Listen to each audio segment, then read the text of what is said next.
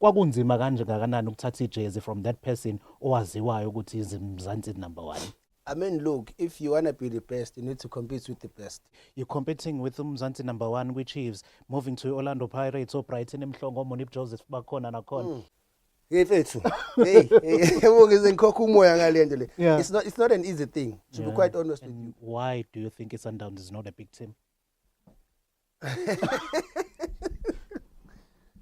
57 supporters. How's your relationship?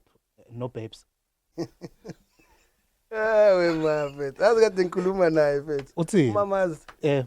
Welcome to Extra Time Unlocked. Igama uSimthoa kaDladla. Welike namhlanje it's an honor to have former Orlando Pirates, former Kaizer Chiefs, former Amazulu, former Bafana goalkeeper brilliant wakakhuzwayo April. Welcome to Extra Time Unlocked. Kunjani? Yemfethu ngiyaphila unjani Simthoa? Siyaphila kakhulu. Kumnandi ukubona abantu abaningi usayeka ibhola after so many years but you still in shape. Usajim? Ngisajim. Kodwa hayi kakhulu, not as much as I used to ukuthi ngijim. Yeah. Phela kumele ubuye wehlisa ipace lekade uhamba ngayo. Kuyakhathaza ukujima. And futhi sibadala. Yeah. Wena usajim? Really, the reason why we called you here, it's simple, ngiyadlala. Really, abantu abaningi sikhuluma about your shape and sikhuluma about being a former player, but looking at izinto zenzayo manje, I know ukuthi this past weekend ubusupporta one of your old friend Derek Spence. So what are you busy with kulesikhathi samanje after futhi football? Look Simthoa, we've got a brilliant academy. First of all in the south, Sijimile South from under 9 to under 13. But also we've got a local Brilliant Cup.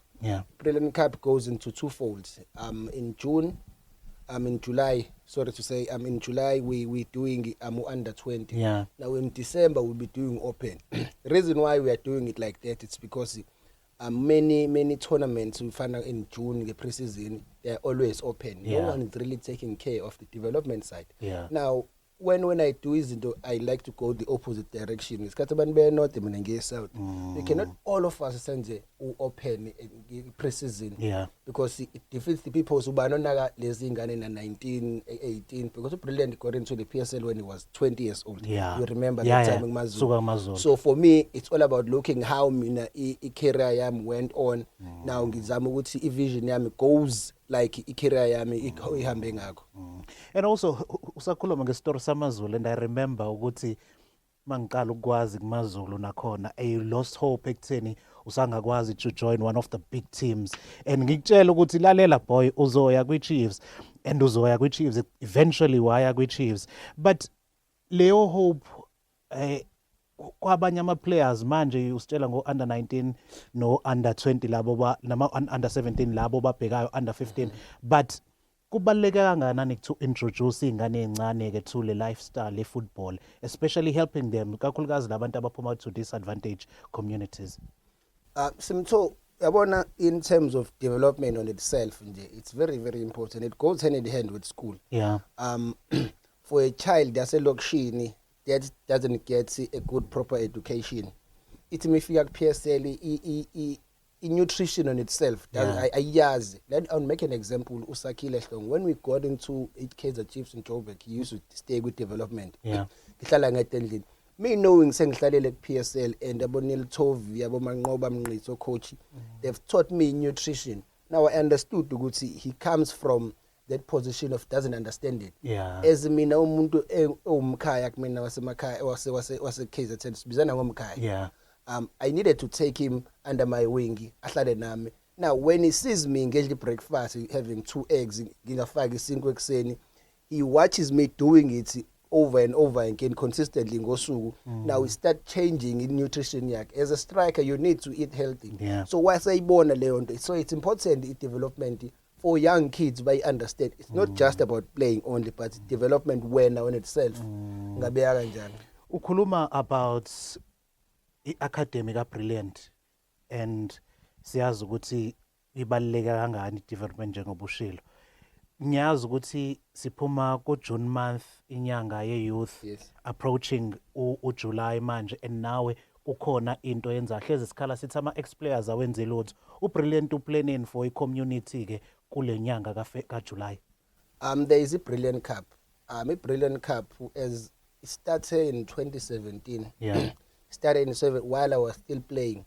I always tell intwana ukuthi start izinto while you are still playing. Vula foundation yakho while you are still playing. Yeah. And by the time you retire, it's an ongoing thing. Isiyavela iyahamba and budget yakhona it changes every year, iyakhula every. Now as a person iyakhula every year. Yeah. Not many of us would become coaches. Yeah. Not many of us would become managers.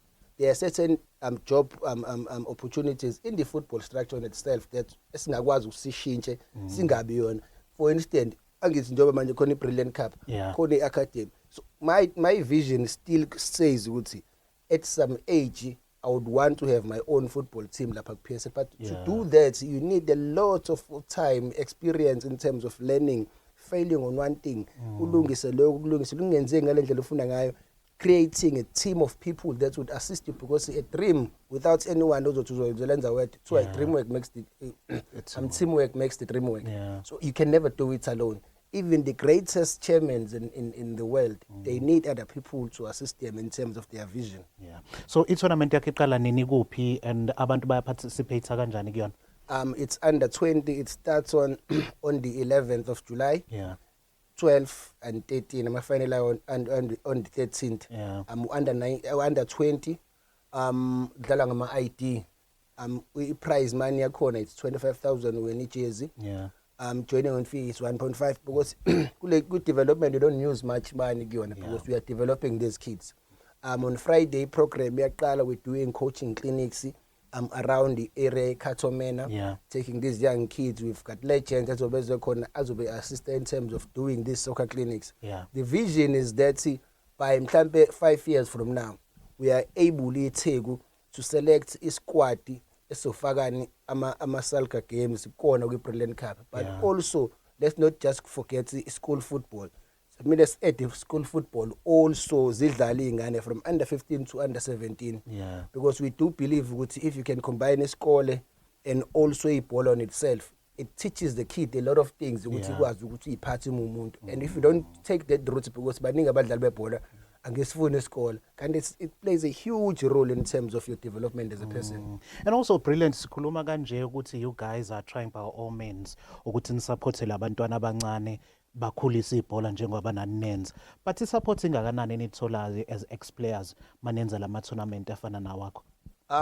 It's huge support that we get, as much as ngaba khona ingqinamba. But thank you to also use them. So from it started, you've always shown a tremendous support in terms of this program that we're doing, from Siyabonga Sangweni to Ukamba to Derek Spencer. It shows ukuthi i-community yethu siyabakwazi ukubambana, sikwazi ukuzwana, sikwazi ukuthi umuntu umefuna ukuphumelela kwento siyasizana ngathi umuntu ngabantu.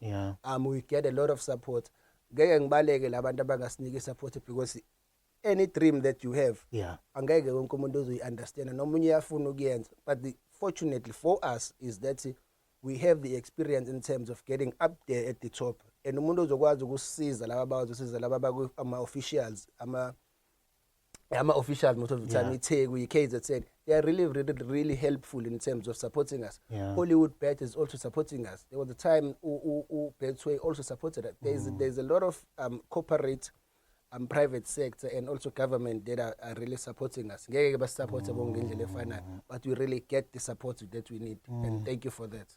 Brilliant. We spoke about tournament yakho and mawubheka kakhulukazi ibhola. Let's look at ibhola nje lala eMzansi. We spoke about this maqala unyaka odlule, but sibuke ngathi kuyaqhubeka. Why are we failing to get the best goalkeepers e-SA? It's I like this question that you asked him too. One of the reasons that I think we are failing is that even I'm not putting as much effort as I was putting goalkeeper at the time while I was still playing. If I have this so much experience under my belt, why can't I start a goalkeeper school in the province of KZN? So now I'm part of us in terms of failing the system of producing the good goalkeepers in South Africa. I don't have really a good answer besides laying it because now after Ronwen, who do we say uzophusha angene more. But we need corporates, we need people in the football structure or in the goalkeeping structure. Sizosebenzisana. No, that ukuthi in the province of KZN there is a brilliant government was a KZN needs to take a brilliant ambeke first lapha in terms of creating the good goalkeeper coaches, not players, not goalkeeper, but good goalkeeper coaches, and there's certain style kumele sikwazi ukuthi sisebenze ngaso. But imagine ke unama districts awu9 eKZN no 11 so wonke le districts you need ama goalkeeper coaches agood azoba ne style esithile ukuthi kusebenze lapha. That is my work ke lo msebenzi wami mina kumele ngikwenze lo. I would put myself in the blame of why singakwazi ucreate labo goalkeeper bangaka. I know kule segment le sizoba personal kakhulu brilliant because I've spoken to a lot of players when it comes to i-profession yenu and mang i-research engayenza ukuthi mawudlala ibhola u11 years is enough as a player. But brilliant, why do we find ourselves as ex-players sistrugglisha kangaka in terms of financially, in terms of support esitholayo? Yini le esingayenzanga kahle masadlala nokuthi yini kumele ama-players advisewe ngayo to avoid lento ehlezi kukhulunywa ngayo about ukuthi hayi mase usimthomo eseqeda ukudlala phelile ngaye? We have so many friends around us. I-budget yethu sometimes sike sicabangela abantu abangeke basicabangele. That is one. If financial literacy is very very important. Kumele ube inyoni ngesinye isikhathi nje mfethu. Uinvest kwizinto lezo ongacabanga ukuthi zingekusiza. Inkomo investor kuzona. Inkomo eyodwa umidayisa mfethu kuba u12,000 but uyayikhulisa. Yabona nami ngingcolele kanje ngiphumela phuma eplazini. Phuma ekhaya. Ngibeke ekhaya. So the people that surrounded thina eduze kwethu bayiveza njengezimvu ezilungile kanti cha.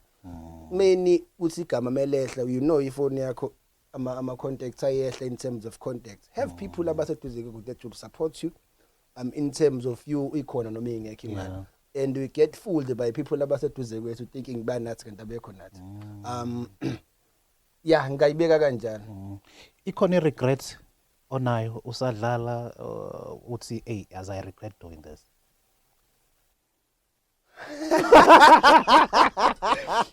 Cause sengikwazi isikhathi eside and sikhulume ngezinto eziningi but no I don't think there is. I would put it like this. There was never even a single day while I was still playing where I got to training late or smelling alcohol or fighting with the coach, saying to coach or speaking bad about any coach. There was never. I was always on time. I never go to training ngiphuzile and ugogo wayahlezi ethi umsebenzi uyahlonishwa. Ngihyper uyangazi ngihyper kanjani. There was never a single time la khona usungithole sengidubu chairman or sengidubu contract. I always made sure ukuthi ngiyahlonipha and becoming myself the best version of myself, then ukuthi ngibe version that people create in their mind ukuthi I should be living like this. So every memory that I created for myself, I never regretted it because some of them were learning curves for me in terms of growth. Because if we went amaphutha, I don't think you will grow anywhere. But immediately you need to learn from me to in your own version, not a version that people decide to this is the right version for you, but your own version of yourself.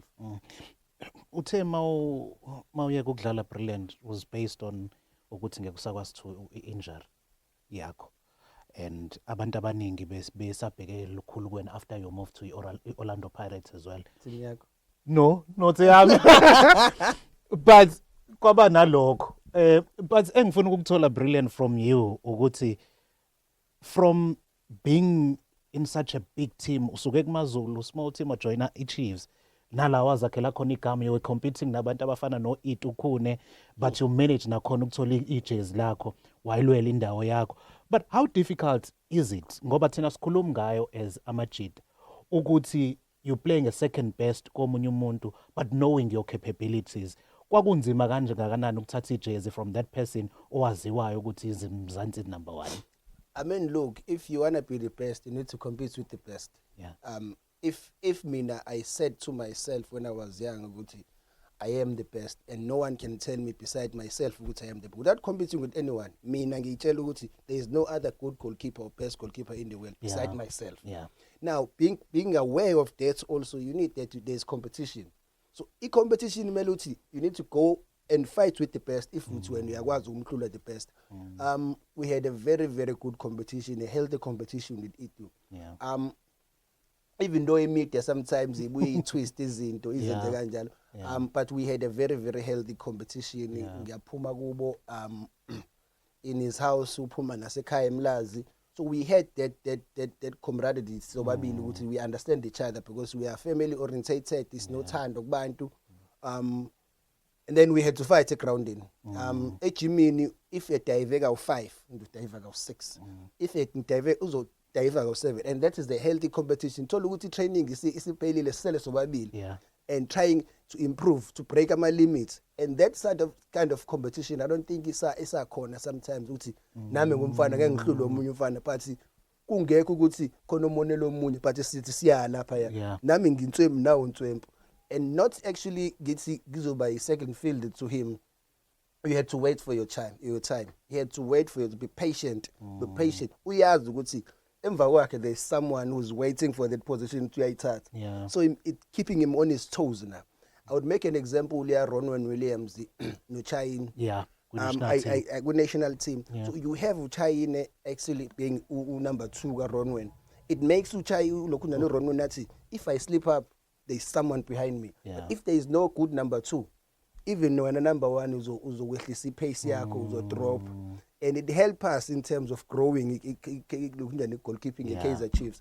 And the goalkeeper coach way to is he was the best. That was one of the best time that I had.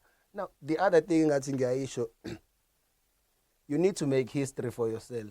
There are certain decisions that you take for the rest of your life would be embedded by you. Taking a chance to go straight in here with from Chiefs to Pirates. There's no keeper in South Africa who has done that. How was the backlash from Chiefs supporters now joining Pirates? To be quite honest, 70% of them, they didn't have any problem. Obviously, khona bazoba rebellious to anything. Now it goes back ukuthi wena uyiphatha kanjani kubantu. Because if when we partner uyahlonipha bayakwazi uyahlonipha, even if wequmfula kanje ungena ngala, and that is not something small. Very few players take that opportunity but ngiyayithatha because you need to have some brass. But I'm sitting here thinking, brilliant ukuthi you're competing with Mzansi number 1 which Chiefs, moving to Orlando Pirates or Brighton Mhlongo Monip Joseph bakhona nakhona. How difficult was that? It's not an easy thing, to be quite honest with you. Knowing the line of Kaizer Chiefs supporters or goalkeepers and Orlando Pirates goalkeepers, it is a rich history. So being part of both of them, it's history on itself. For the rest of your life. As totally example, there will never be another game ezohlanganisa abafana abawu2 basemlazi badlalela eMoses Mabhida bobabili abafana abawu2 benze bedlala bobabili lapha badlalela ifinal badlalela amaSoweto Giants angapha nangapha. So akekho umuntu ofika leyo history. There's a guy kuthiwa uSiyabonga Shezi, MC. He still has the ticket of 2014. Ticket lakhona, that's how memorable it is to him. That is writing history, and I'm all about writing history. Welcome back. This is Extra Time Unlocked. Namhlanje it's a mini series special with uBrilliant wakakhuzwayo, iformer ke Orlando Pirates, Kaizer Chiefs bafana goalkeeper ophuma khona la eMlazi. On a history ke 2 goalkeepers. Ne Richards awuzange uye kwithanda? Ithanda ngithi yashintsha be Richards Bay. Wasuka ngala waya ngala. Lawa ukhala khona uthi ngeke awulibona ibhola libuya kuwena. Hey wahamba. So 2 goalkeepers abaphuma eMzansi, the best goalkeepers uyena uBrilliant Khuzwayo noSenzo Meyo. Iphi memory nayo for Unzori? There was a time I think I've got 2 actually. It was 2005 when sengidlalela squad yasemlazi. Open. They came as a Provovo. He is the one who gave me my gloves. he's the one watching about Jima ngeSkhindi, Jima ngebhluku elide. The second time is when I joined the Chiefs, sase Princess Magogo. Yeah. Where he said to me, ungahlali kakhulu eGoli, uhlezi ugoduka ubuye ekhaya. Uhlezi uze ekhaya akukona kini eGoli, uzole ukuzosebenza khona. We didn't quite get some time sihleli sisonke eJoburg siba ndawonye because bayajimela kwenye indawo nathi besijimela kwenye indawo. But each time esibuyile we used to get together sihlale ndawonye angikhulise ngendlela angikhulisa ngayo. I remember the time there's a guy washaya usisi wami ngamshaya lo mjida amaphoyisa asethi azongilana. The first person ethi oza la sokhuluma nalabantu was Senzo Mayo. That's how protective he was. And that made me also to any player a little zojoina Chiefs or Pirates also a goal.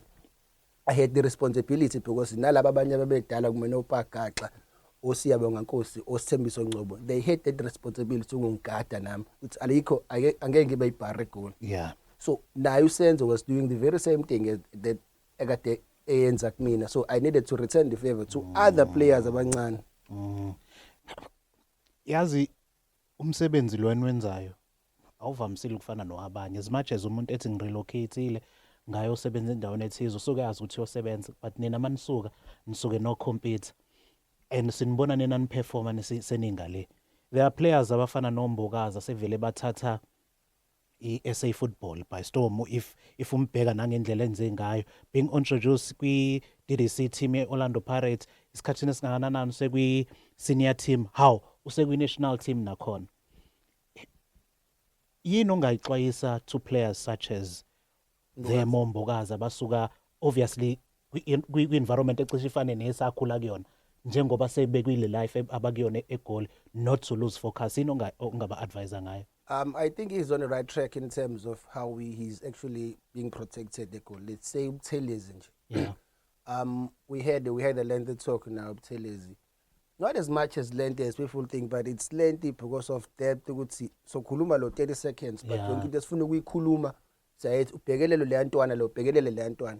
And bahlezi bendawonye amaZulu ke eGoli siyakwazi ngihlala ndawonye sihlala ndawonye because abafana baseGoli bayijet bawo clever. Yeah. So uma ufika ungathi awazi lutho wena umfana waseThekwini or waseKZN baye bana lokujwayela kabi bese sifaka inkani sigcine ngathi siyaxabana, but kumele sihleze sindawonye kanje. So they are very very in the right track oMbokazi. Laba abanabo lapha eGoli bayabaxwayisa ukuthi endoda bekele ekhaya, lungisa ikhaya, lungisa ukuthi because the first thing you must do ukulungisa kini. Awukwazi ungalungisa kini iba nalo round oyedwa kwini, zama ukuthi wakhe ube nendawo yakho. Izinto esifundisana zona lezo sibancane esihlale eGoli. And also mawubheka the two teams owadlalelile okuzwabala wonke anamagama wonke lama team. That's history in itself. And also brilliant Mova joining before joining the Pirates nakhona kwi Chiefs bekunale wena futhi ufike kahle kwi Chiefs kukhona the so called high profile players Otawa or Mashamayite, Morgan Gold, yeah, all those players. I'm looking at the dressing room ye Chiefs ngekhathini noma usuyicabanga amandezi youngsters omdusha balala omvilakazi oduba abantu they on social media busy saying ukuthi well kune division within iyayikhona in leyo nto in terms of ukuthi ama senior players kuzomela ahlale kodwa on the side nokuthi ilimeza kangakanani ke team leyo nto ukuthi in terms of being a team nina senior divide as ama players ngaphakathi dressing room. I think from Dala Kaizer Chiefs Village there are two change rooms. There's a senior change room, there is a change room here in Ghana. It's still happening even today. You could see the Morgan Golds, the Spiro Shabalala, the Yeyes, the Josters having this change room. You could feel it.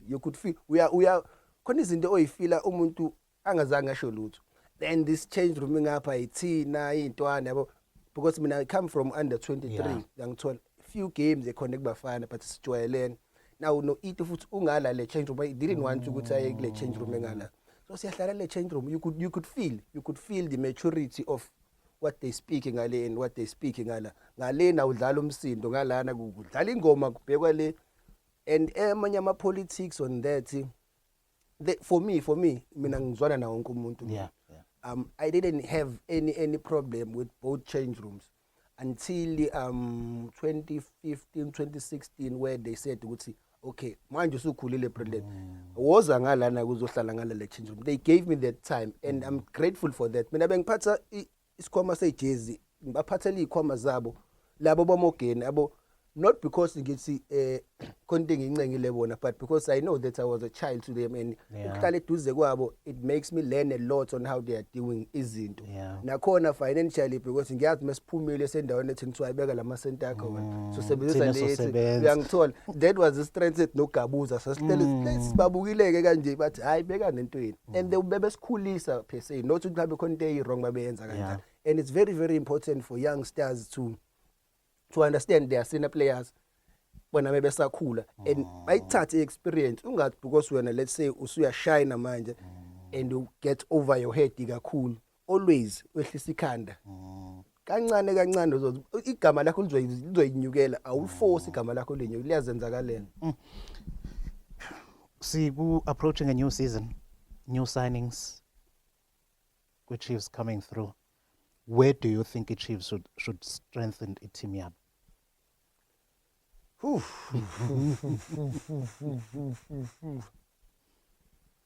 I think it Chiefs where they are. Since they've won the Nedbank Cup, they just needed one silverware to bring back confidence. We even saw how Itego was buzzing when the Chiefs won something. The Chiefs is the biggest team in South Africa. Whether it's Gunjan, we know how big it is and how impactful it is in terms of financially, whether it's tourism, maybe figile, you could feel. I think like when strengthen the corner, it's just that the players need to understand with maybe ngene ground in they must play not to make they must play freely. There's a player that plays not to make a mistake. But and it happens most of the time if you haven't won any silverware, uzoba shaky. But man, you win something. So it brings that strength back.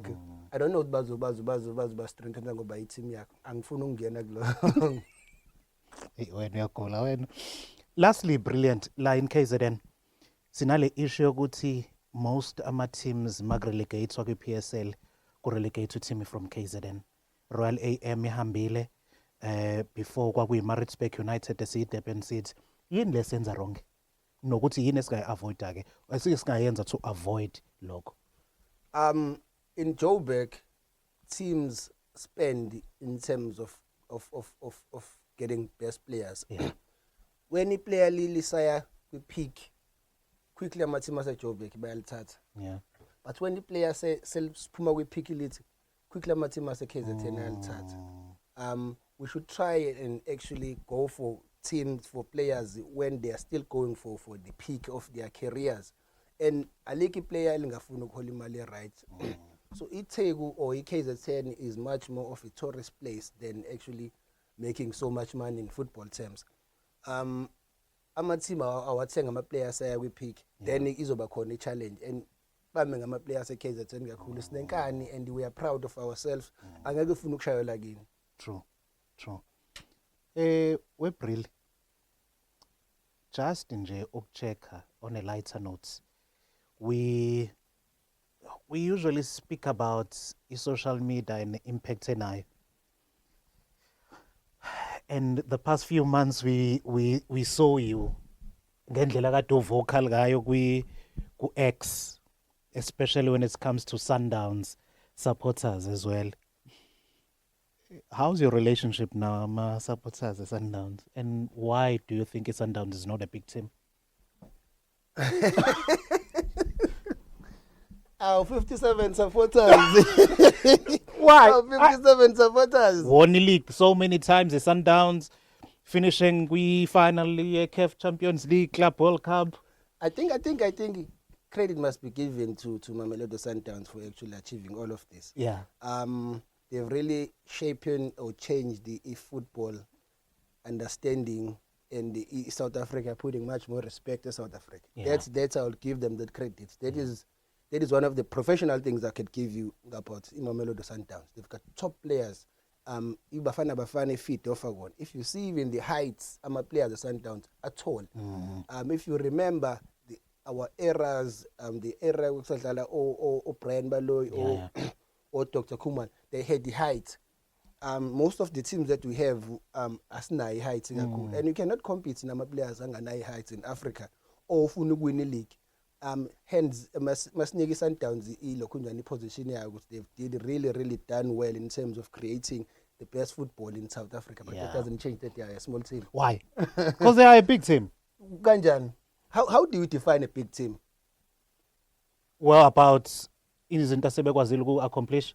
Yeah, okay, ngiyakuvumela lokho. Banama to like uthi support i-big team eManchester City. Kanjani? The big teams are Real Madrid, Manchester United, Liverpool. The big teams are Kaizer Chiefs, Orlando Pirates, AmaZulu.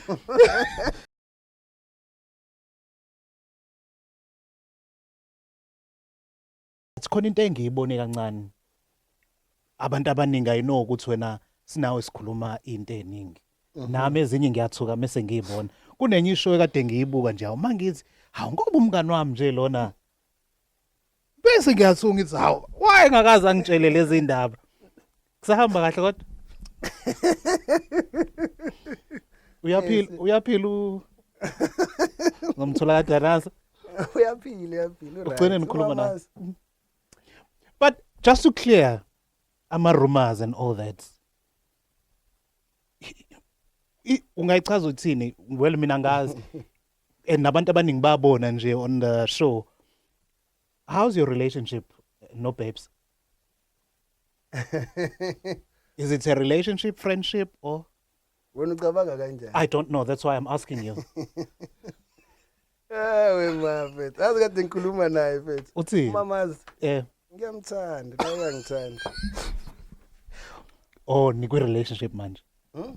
Hayi ke. Oh, ne friendship. Owazi uyazi ongazi akazi. No, mina ngabona mangibuke ku TV show hawu nangu umngani wami hawu nangu nomngani wami omunye futhi. Hawu niyakhuluma bangani bami. So yiloko engifuna ukwazi ukuthi siseyabangani sonke noma sengishiwe ngaphandle. Yamshiwe ngaphandle usakhona. Yini mina? Usakhona umngani. Nina? Sabangani. Brilliant. Yeah, she's a very sweet girl. Umuntu angakhuluma yena naye umuntu umungamazi. Yeah. Very sweet girl. Yeah. I don't call her babes mina ngibiza ngobongekile. Yeah. Esiphuma kodwa le ntombazana. Very loving child, very respectful child. Iyamazisa omunye umuntu. That's one thing I love about her ezinye izinto. She's real. She's really we have a lot of things that we speak about. Yeah. She's a very nice girl. I remember the interview we did. I think it was 2015 or 14 or 15. Lapho nje. Wafona during interview. Uyakhumbula? Ngiyakhumbula. Wathi ungasho lutho kuloyo. Sekuthatha iminyaka emingaka ukuthi uzophumela obala. Hayi. Ngiphumela obala yini? Nangishiya ngaphandle kwi-friendship yethu. Usikhonzele kuyena. But brilliant, this is your home. And just remind us about i-tournament yakho ukuthi uqala nini ama-team ajoyina kanjani.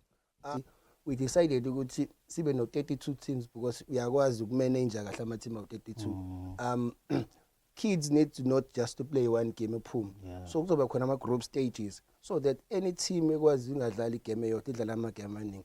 And thank you to ama-team ase-KZN that abasebe acceptile invite ukuthi bazoqhamuka, because what are we looking for is that exposing these young kids to see ukuthi akhona ama-team, if unenhlanhla uthathiwe, that is good for us. That is what thina into ekumele siyenze, exposing ama-team, iy'ngane zikwazi ukuthola ama-opportunities, and that is all.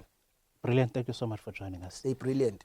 The brilliant one. Thank you so much, KZN, for joining us namhlanje with Extra Time Unlocked. Stay tuned la kwi Gagasi FM. Siyabuya neni Extra Time Unlocked next week.